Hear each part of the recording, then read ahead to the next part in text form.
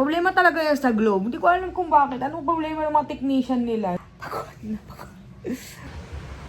For the record, Hagardo Versosa ang ating no. And for the record, this will be our last day in this house. Naging pinakamatagal namin bahay. 2 years. Marami memories sa bahay na to. And I'm happy kasi actually sobrang swerte ng bahay na to. Just so happened that we need to move out. Ito yung CR. Actually, maliit lang to. Sobrang liit, studio type. And hindi ko alam paano nagkasya yung ganyan karaming gamit. Sobrang dami namin box. Bumili ako ng balikbayan box. Tapos bumili na rin ako ng mga boxes. Yung box ng sigarilyo na dalagyan ko na ng kung ano-ano. Para lang, alam mo yun, isang bagsakan na ano na lang, buhat sa truck. So, most of these boxes and gamit, ilalagay siya sa truck. Tapos, konti lang yung ilalagay sa sasakyan kasi maliit lang naman yun.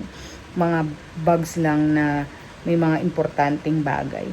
At saka yung computers, laptop na ginagamit namin sa work. So, yun, just to be secured.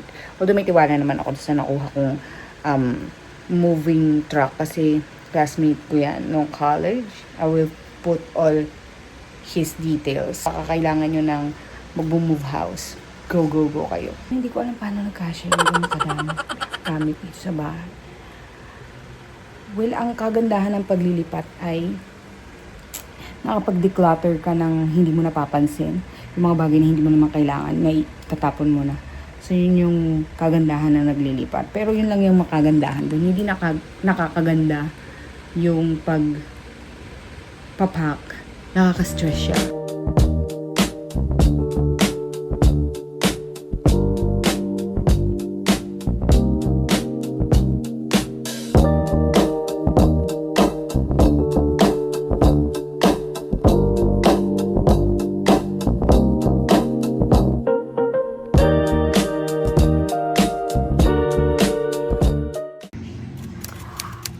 Another Hagardo Versosa day. At marami na rin kami naligpit.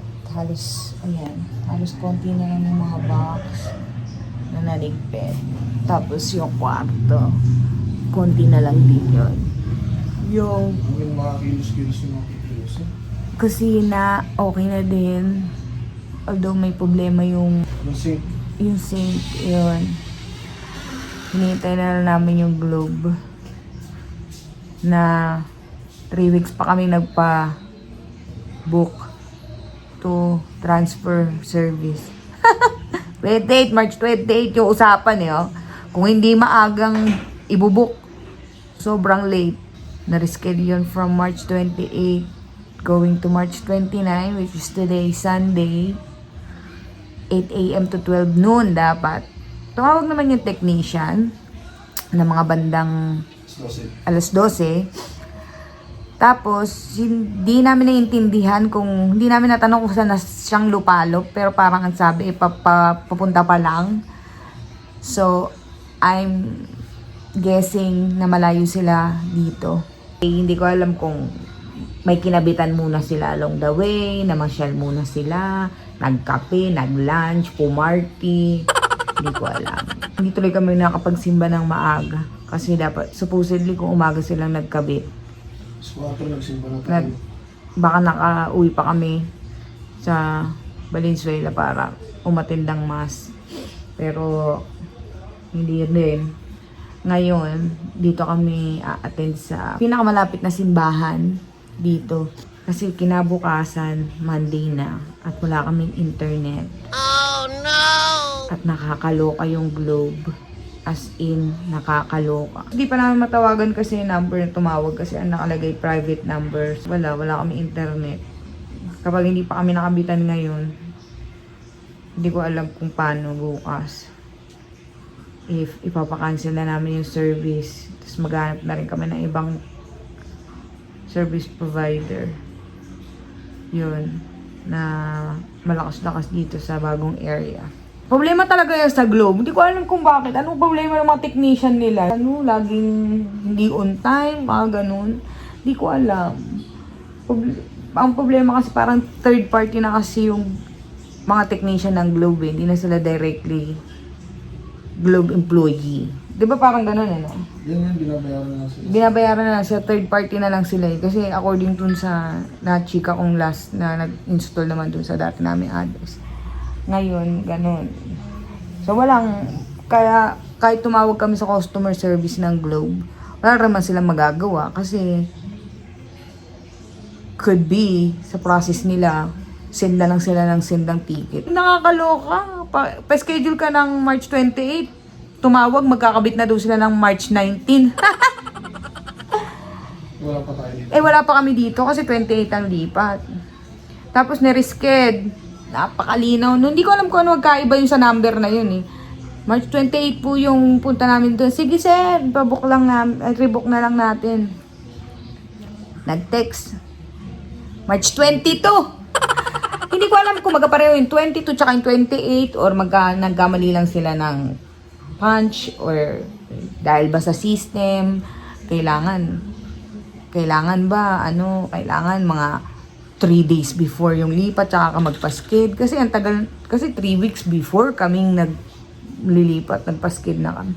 Wala nga, Tapos, tumawag kami, naway na namin mga customer service representative. Wala pa din, bumalik na ako sa SM Bal para magpa-reskid. Binigyan na lang kami ng number, tapos yun yung in-explain. Kasi daw, minsan daw, pag daw may mga technician na dinidispatch na nila, mga ganun. So, anong silbi na magpapaschedule ka pa? Kung magdidesisyon din pala yan, i-dispatch mo na lang kung anong araw mo gustong i-dispatch, right? Inawin na namin yung kahapon na customer service representative. Wala din naman siyang nagawa. Hindi rin naman na schedule kahapon. Ayun, ito na. Ayun. Hello, kuya. Ate speaking. Hello, saan na kayo? Tumawag yung technician at nagpaparescue daw sila. So, hindi na namin alam kung lehitimo yung rescue yon, no? Na parang siraan Hindi sila. ko mapaparescue yung sakyan. Hindi na ako mananiniwala sa mga ganung bagay kasi mahirap na talaga magtiwala. Anong oras na? Hindi na ako natutuwa sa Globe. Hirap magpakabit sa Globe. Yan lang talaga ang problema. Okay naman yung service nila. Well, hindi naman totally perfect. Pero in all fairness, yung tagal ko ng customer sa Globe, 2 na nga yung account ko dun. Parang yung isa halos 7 years. Baka nga 10 years na yun, kasi yung pa yung may landline na wala na silang offer ngayon. Kaya hindi ko mapakancel yun kasi yun na lang talaga yung mga lumang plan na may landline. Kasi ngayon wala na eh. Kaya yun. Kasi napagod na kami. Pagod.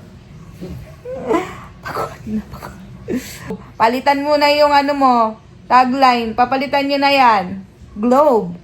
Delay ang mundo. Perfect. Yan ang bago yung tagline para hindi na tayo nagkakasamaan ng loob. Kasi pag singilan madelay lang ng 2 araw, ikakat na yung service eh. Pero kapag mga request ng customer na walang palya ang tagal, be.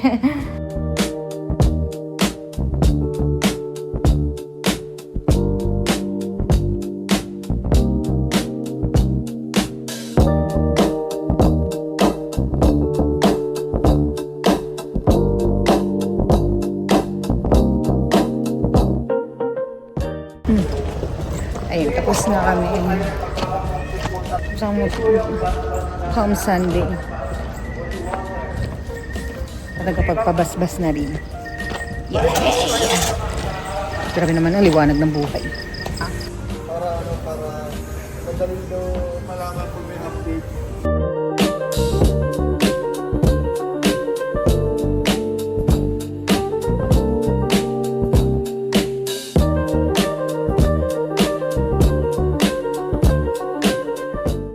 Nabudol ako ng yellow cab.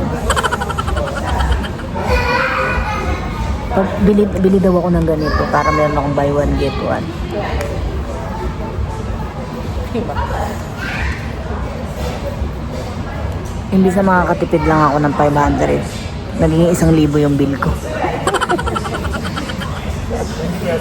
This is Max's yellow cab.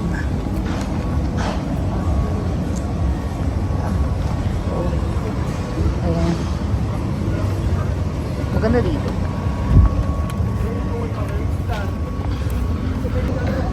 Feeling ko maganda dito kung umaga. Gabi na kasi kami pumunta. And we're going home. We're hungry.